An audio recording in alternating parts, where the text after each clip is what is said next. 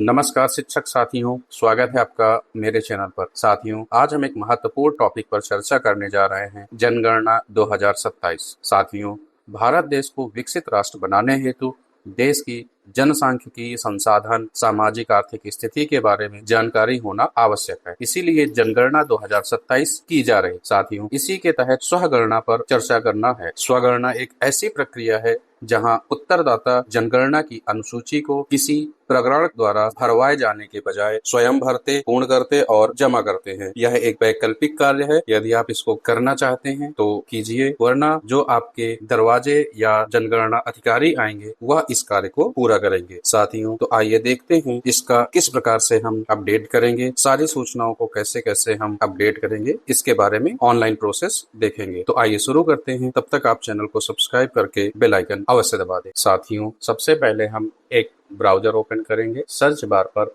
Census 2027 को type करेंगे। इसके बाद इंटर करेंगे। इंटर करने के बाद यहाँ आपको पहली वेबसाइट मिलेगी, इस पर क्लिक करेंगे। क्लिक करने के बाद आप जनगणना की वेबसाइट पर आ जाएंगे। यहाँ देखिए, इसके बाद हम इसको नीचे स्क्रॉल करेंगे। स्क्रॉल करने के बाद देखिए यहाँ पर लिखा हुआ है स्वगणना। स्वगणना आप देखिए, हम स्वगणना पर क्लिक करेंगे। देखिए हम जनगणना की वेबसाइट पर आ चुके हैं। यहाँ राइट साइड में आपको देखिए लिखा हुआ है स्वगणना की अवधि, स्वगणना प्रश्न, ट्यूटोरियल वीडियो और कई प्रकार के अन्य दिया हुआ है। तो अब हम यहाँ पर सबसे पहले अपने राज्य को सिलेक्ट करेंगे। इसके बाद इस कैप्चा कोड को हम यहाँ पर टाइप करेंगे। टाइप करने के बाद वेरीफाई एंड प्रोसीड करते हैं। यहाँ से देखिए, यहाँ पर कुछ सामान्य सा जानकारी हमको दिया गया है, तो इसको आपको भली प्रकार से पढ़ना होगा, क्योंकि यह जानकारी इस वेबसाइट को यूज करने के लिए बहुत ही महत्वपूर्ण है।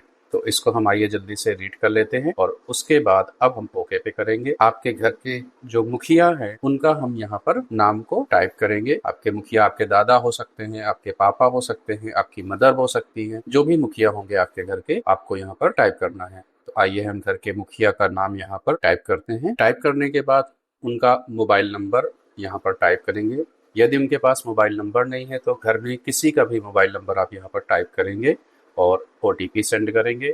ओटीपी सेंड होने के बाद यहाँ पर ओटीपी को आप यहाँ पर टाइप करेंगे। अब यहाँ पर ओटीपी वेरीफाई हो गई है। इसको यहाँ से हम ओके करेंगे। इस सामान्य सी जानकारी है, इसको आप अवश्य पढ़ें। पढ़ने के बाद इसको ओके कर देते हैं हम। ओके करने के बाद देखिए यहाँ पर लिखा हुआ है उत्तर प्रदेश, और इसके बाद आपका घर जिस जनपद में है उस जनपद को आप सिलेक्ट करेंगे। उस एरिया का पिन कोड चाहे तो आप डालें, ये एक ऑप्शनल है। इसके बाद अब हम नीचे स्क्रॉल करेंगे। देखिए यहाँ पर आपको एक मैप देखने को मिलेगा। आपका घर या आपका जो जगह है वो जिस एरिया में आती है उसको जूम करके ड्रैग कर लेंगे इस प्रकार से, और स्थान की पुष्टि कर लेंगे। जैसे ही आप पुष्टि करेंगे, देखिए यहाँ राइट साइड में आ गया है सहेजे और आगे बढ़े। इस पर हम क्लिक करेंगे। क्लिक करने के बाद देखिए यहाँ गया है स्थान की पुष्टि करें। यहाँ पर डेटा आपका जो आवासीय स्थान है वो दिखने लगेगा और यहाँ से हाँ कर देंगे। हाँ करने के बाद देखिए यहाँ पर जनगणना मकान का विवरण दिया हुआ है। तो इस क्वेश्चनिंग, ये जो क्वेश्चनर है इसको हमें पढ़ना होगा। देखिए पहला प्रश्न है, जनगणना मकान के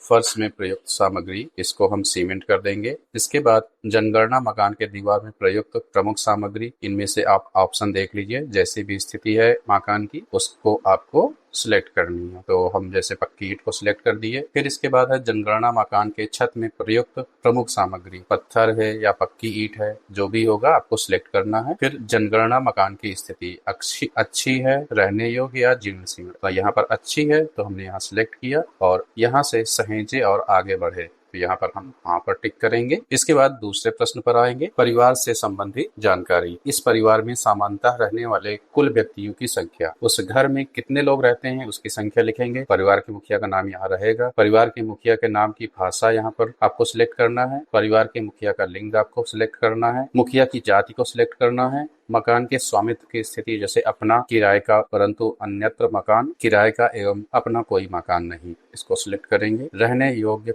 उपलब्ध कमरों की संख्या यहाँ पर हम 2 कर देते हैं। आपके यहाँ जितनी होगी उतनी आप टाइप करेंगे, और विवाहित दंपतियों की संख्या जितनी होगी आपको यहाँ पर टाइप करनी है। इसके बाद नेक्स्ट करेंगे। देखिए यहाँ पे सामान्य सी जानकारी है, जैसे पेयजल का स्रोत, इसको आपको सिलेक्ट करना है। जैसे नल का पानी उपचारित स्रोत से, नल का पानी अनुपचारित स्रोत से, कुआं, हैंडपंप, ट्यूबवेल, बोरवेल, झरना जो भी होगा आपको यहाँ पर सिलेक्ट कर लेना है। इसके बाद है पेयजल स्रोत की उपलब्धता, परिसर के अंदर है यानी घर के अंदर है। दूसरा है प्रकाश का प्रमुख स्रोत, बिजली, मिट्टी का तेल, सौर ऊर्जा, अन्य तेल। आपके यहाँ बिजली का कनेक्शन है तो बिजली, नहीं तो सौर ऊर्जा या जो भी आप यूज करते हो उसको आप सिलेक्ट करेंगे। शौचालय की सुलभता में देखिए यहाँ पर हाँ है, केवल परिवार के उपयोग हेतु, अन्य परिवार के साथ साझे में या नहीं, जो भी होगा आपको करना है। शौचालय का जो प्रकार होगा, फ्लश शौचालय निम्न से जुड़े हैं, सेफ्टी टैंक से या पाइप सीवर पद्धति, जो भी होगा आपको सिलेक्ट करना है। देखिए यहाँ पर कई सारे नीचे ऑप्शन दिए हैं, तो जो ऑप्शन आपके घर पर लागू होगा उसको आपको सिलेक्ट करना है। इसके बाद है गंदे पानी की निकासी किससे जुड़ी हुई है। आपको देखना है कि घर का जो पानी निकल रहा है वो ढकी नाली से है या खुली नाली से, तो उसको आप देख लेंगे। इसके बाद है परिसर के अंदर स्नान सुविधा की उपलब्धता, स्नानगृह है घर पे तो इसको यस करेंगे या टिक कर देंगे। रसोई घर और एलपीजी गैस कनेक्शन की उपलब्धता, रसोई घर में खाना जिस पर बनता हो उसको आप सिलेक्ट कर लेंगे। यहाँ से इसमें कई सारे ऑप्शन हैं, उनको आप अपने हिसाब से देख लेंगे। जैसे एलपीजी गैस कनेक्शन उपलब्ध है, एलपीजी गैस कनेक्शन उपलब्ध नहीं है, पीएनजी गैस कनेक्शन उपलब्ध है, ये कई सारे ऑप्शन है, इनको आपको देखना है। देखिए यहाँ पर लिखा हुआ है खुले में या घर के बाहर खाना पकाते हैं, खाना नहीं पकाते हैं। अगला बिंदु है खाना पकाने के लिए प्रयुक्त मुख्य ईंधन, जलाऊ लकड़ी, फसल का अवशेष, उपला, पक्का कोयला, मिट्टी का तेल, एलपीजी या पीएनजी। जो भी ऑप्शन आपके लिए सही होगा या आप जिसका प्रयोग करते हैं उसको आप सिलेक्ट करेंगे। इसके बाद यहाँ सहेजे और आगे बढ़े पर जाएंगे। अब है सुविधाएं, देखिए है परिवार द्वारा धारित परिसंपत्तियां, रेडियो ट्रांजिस्टर आपके यहाँ है कि आप रेडियो सेट से सुनते हैं या मोबाइल फोन से, पे आप मोबाइल फोन सिलेक्ट कर दीजिए। टेलीविजन में आपके घर पर टेलीविजन है तो इसमें केबल कनेक्शन है या डीटीएच है, उसको सिलेक्ट करेंगे। इंटरनेट सुविधा है लैपटॉप, कंप्यूटर में, मोबाइल, स्मार्टफोन में, अन्य किसी डिवाइस में, तो जिसमें आप यूज करते हैं उसको आप सिलेक्ट करेंगे। देखिए फिर है लैपटॉप, कंप्यूटर, हाँ कर देंगे या नहीं कर देंगे। अगला है टेलीफोन और मोबाइल फोन, स्मार्टफोन। देखिए यहाँ पर कुछ ऑप्शन है, इसको पढ़ लीजिएगा। अब यहाँ पर केवल लैंडलाइन या केवल मोबाइल, स्मार्टफोन या अन्य साधारण मोबाइल या दोनों, जो भी आपके घर की स्थिति है उसको आप सिलेक्ट करेंगे। साइकिल और स्कूटर, मोटरसाइकिल, मोपेड, साइकिल है केवल, स्कूटर मोटरसाइकिल है या दोनों है, जो भी होगा आपको सिलेक्ट करना है। फिर इसके बाद कार, जीप, वैन, हाँ कर देंगे या नहीं कर देंगे। परिवार द्वारा उपभोग किए जाने वाला मुख्य अनाज, अगर आप चावल यूज करते हैं या गेहूं यूज करते हैं उसको यहाँ पर लिखेंगे और ये मोबाइल नंबर आपका लिखा रहेगा, यहाँ पर नेक्स्ट कर देंगे, यहाँ पर हाँ करते हैं। अब देखिए यहाँ पर आपने जो भी डेटा फिल किया है उसका सारा का सारा डेटा आपको आपके स्क्रीन पर दिखेगा, इसको आप चेक कर लेंगे। सारी डिटेल आपने जो अभी तक सिलेक्ट की है वह एक एक डिटेल यहाँ पर आपको अच्छे से देख लेना है। यदि इनमें किसी प्रकार की त्रुटि है या इनमें आप बदलाव करना चाहते हैं तो वो बदलाव अभी संभव है। इसके लिए हम आगे प्रोसेस अभी देखते हैं। यहाँ पर सारे जो ऑप्शन हैं इनको आप एक बार भली भांति जरूर चेक कर लें। अब देखिए यहाँ पर लिखा हुआ है संशोधन के लिए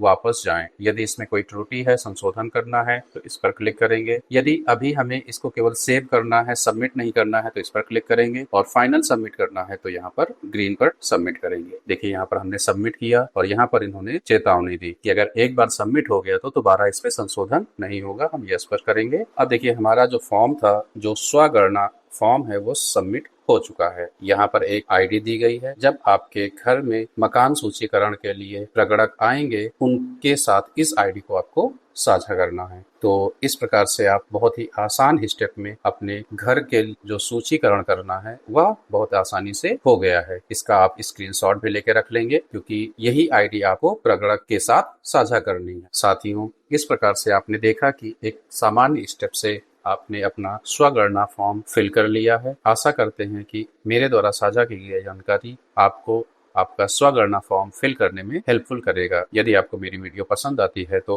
कृपया वीडियो को लाइक करें, शिक्षक साथियों के साथ शेयर करें। साथ ही साथ यदि कोई सुझाव है तो कमेंट बॉक्स में जरूर बताएं। धन्यवाद, मिलते हैं अगले वीडियो।